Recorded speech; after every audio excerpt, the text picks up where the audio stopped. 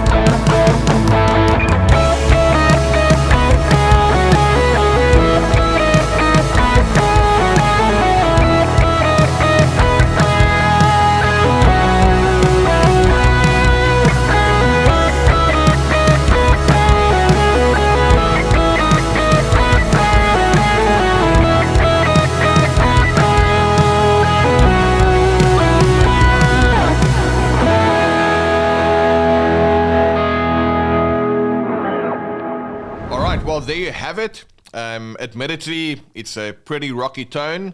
That's just the kind of sound I like. The thing I'm going to show you, you can use it regardless of your taste and preferences. The whole idea here is just to know that everything I played was mainly chord-driven, even though it sounded like a pretty cool riff and there were some melodic things happening throughout as well. So it's essentially 3 parts that we looked at for this particular video so far. So the introduction, I'm basically using a 1-5-2-4 progression in the key of E. So 1, it's going to be E, 5, it's going to be B, 2, it's going to be F sharp minor, and 4, it's going to be A. Now let me turn off some of my delay over here so we can just look at the actual chord shapes, and we'll do a quick close-up here. So my first chord is essentially this as an E chord, and I can show you the diagram. As you can see, that shows you that's where the chord comes from. Now, quick note about the colors that I'm using here. Red means it's a root note. Black means it's a fifth. And if you see an orange note, that's not in the actual chord, that's just what I'm using to create some of the melodic interest. So for this riff, it's basically based off this chord. Then my second chord is going to be this one. Let me play the second chord there. It's going to be a kind of a B. Then we add an F sharp minor. And then we add an A. Right, so if you just look at those 4 chords, all they are in essence is just E, B, F sharp minor, and A. So let me play those for you one more time so you can just see them. We have this as an E, there's a B, there's an F sharp minor, and an A. But as you've seen, I am using what's known as some melodic interest in order to get some interesting notes in there. So let's go back to the chord diagram and I'll show you exactly where these things came from, together with the picking pattern that I use. And by the way, this kind of playing, it's great if you can see the tabs. There's all the articulation and the backing track. If you want to get access to that, just check the link in the description and just tell me where to email it, and I'll send you the full track with the note for note tabs that I've just played. So let's go ahead and check out the chord shapes. So as you can see here, that is E, like that. I'm not playing the open B and E strings, even though I could. You might have come across that chord. It's a really nice voicing, especially on the acoustic. So my picking pattern is simply just... But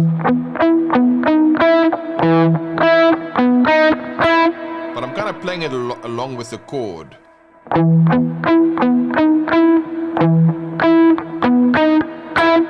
I'm using my palm muting. I can also take off that reverb. It's going to sound like this. And then when I go to the B, these notes stay the same, but now I'm playing.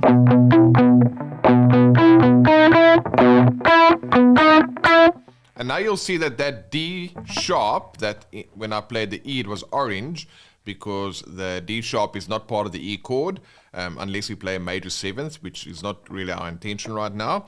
But when I play a B chord, then that D sharp becomes the third, which is why it's green. And now the E note becomes orange, because that is no longer part of the chord. But in essence, when I play E, it's this.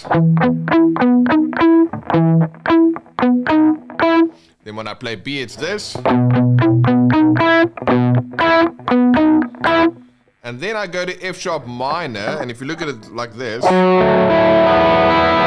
if you want to play like a full chord, really nice voicing. But I'm doing the same thing. Instead of just playing what I had for the E, I have to move my fingers like this. So it's that same rhythm. 1 E and a 2 E and a 3 E and a 4 E and. Again, you can get the note for note tabs in the description. And then when I go to A, that's basically the riff there. So I'll do it for you quickly with all of the bells and whistles tone-wise. So here we go with E.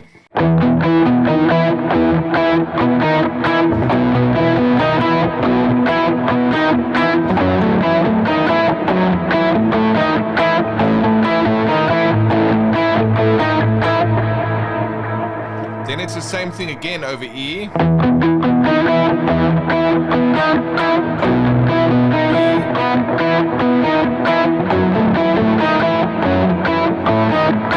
then I did this. I played.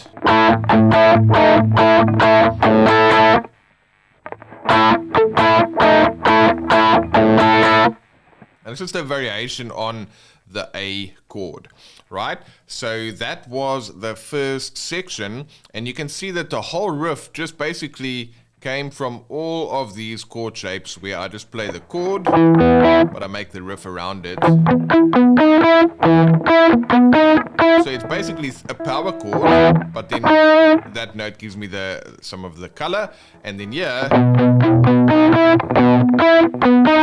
same thing, I'm just changing my root note. There I have a slight change, but it's still based around the chord. Now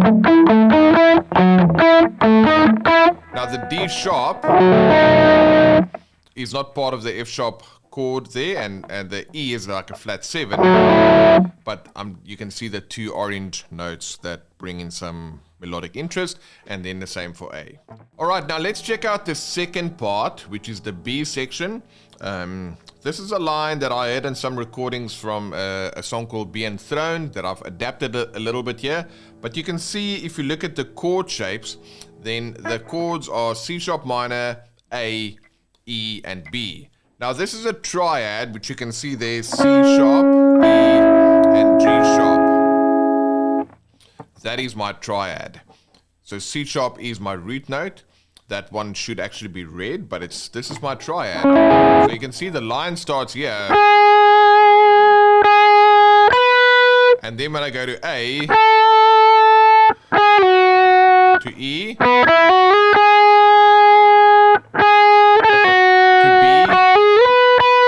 B, then again C sharp minor,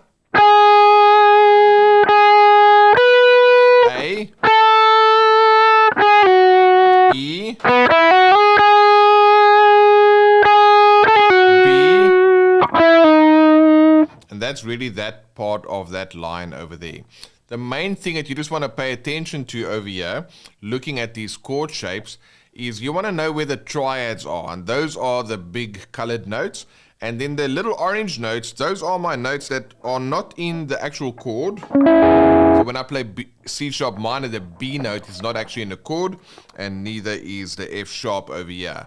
But those are the only times that I'm using notes from the scale. So the lesson here is that you want to use chord tones as your safe notes, and then you use the orange notes, which is from the scale,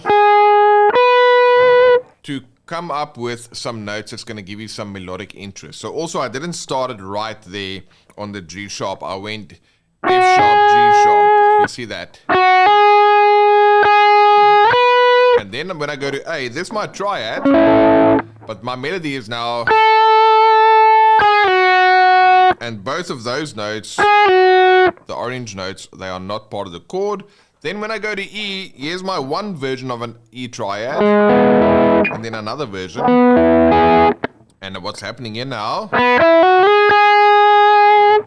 So I'm playing an open B, E, F sharp, slide to G sharp, G sharp, and then I'm doing this. When I go to that F sharp for the B chord, and then I go to the top note for that B triad. So as you can see, I've got C sharp as my chord there. Then I've got A. Then I've got E between those two triads, and then I've got B. And then I'm going down for that section. So what you have right there, that is the second section, which is in essence just following the triads. So as long as you know where the triads are and you can visualize them on the neck as you play, you can have your safe tones, and then you can use the other notes from the scale or whatever your ear wants to do, as long as the notes from the scale, to add in some melodic interest. After that section, we go right back to that riff in the beginning. So let's go ahead and dive into the third and final section.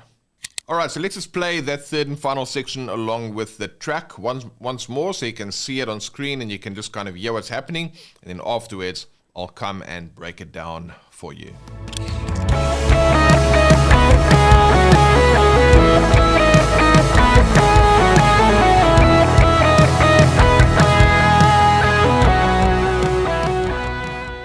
Alright, now I'm a big fan of those kind of parts. It's syncopated, so rhythmically there's a bit of an energetic signature. It's something that is like, you know, when you taste something and it's an interesting taste, it's something that kind of surprises and delights you to a degree.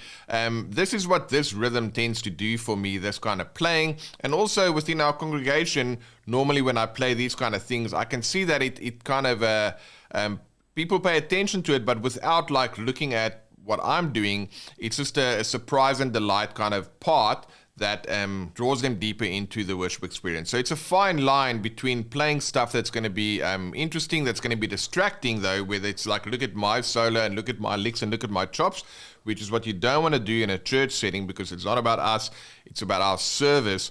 It's our audience of one, and then we are playing for, but we want to invite people to play, to come and join into those encounters of worship. And when you play these kind of parts, I find that it does a pretty good job with this. So let's go ahead and look at what's actually going on here.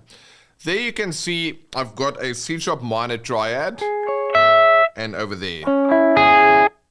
All right. So what's going on there? C sharp minor and C sharp minor. And then you can see I've got these three orange notes. All right. So now what's going on is I know that my safe notes are either one of the C sharp minor triads, but now I've got,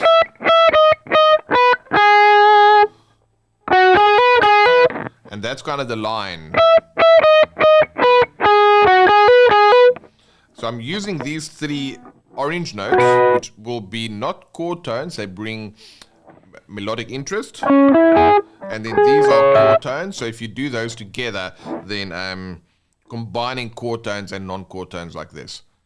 Just take a moment and look at that chord shape. Then you can physically see C sharp, E, and G sharp. That's C sharp minor. C sharp, E, and G sharp. It's C sharp minor. Those are my safe tones. Kind of, it's just going to sound like home. And then the orange notes are going to be the surprise and delight. It's going to be, you're going to create some tension, and then you can resolve it. Like if I play a C sharp with that note, or this note, or this note, or even like this. So if I play those notes over a C sharp, it sounds very different than just a plain vanilla C sharp. So that's what I'm doing there. Then when we go to A, now my chords change slightly. There's A, and then A over here. But I've still got the same idea. So I'm using 4. Listen if I play that over an A note. It brings in that melodic interest that I'm resolving. But also because of the repetitive nature, it works well when I combine this over the C sharp, then over the A, and then over the E. So you can see there's my E chord, and there's my other E chord, and there I've got my 2 orange notes.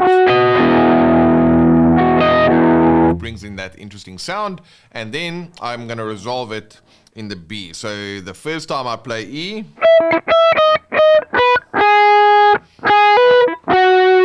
then I'm on at F sharp of the B, and then there's my orange note that I'm incorporating there to bring in a good line. Then again C sharp, and then A, E, B, and then I'm just ending it like this, like an E sus, and then I go right back over there. So that is the part. We'll go ahead and play it for you one more time from start to finish. You can kind of hear how all these things fit in together, but can you see, for the most part, all of the notes came from chord shapes, and then I just supplemented in some non-chord tones, which is what gives you your tension that you can then resolve. So tension and resolution is at the heart of music and storytelling and just life in general. There's tension and then there's resolution. When you can incorporate both of that in your playing, the right ratio between tension and resolution, then your sounds are, or your parts are going to sound interesting, and it's actually going to have meaning, because it sounds like you've probably heard somebody that can tell a really good story, and then you hear someone else recount the same sequence of events, but it's not interesting when someone else tells it. So people have a gift for storytelling. It's how you're going to present the ideas. And Jesus was the ultimate storyteller. So I think if he was into storytelling, we can understand why, because he used it as a vehicle when he spoke about parables. He communicated like that so people can understand what he's saying. So it's not about just a story for story's sake. It's a story that's going to communicate the ideas of the kingdom that he wanted to convey to the people he spoke to.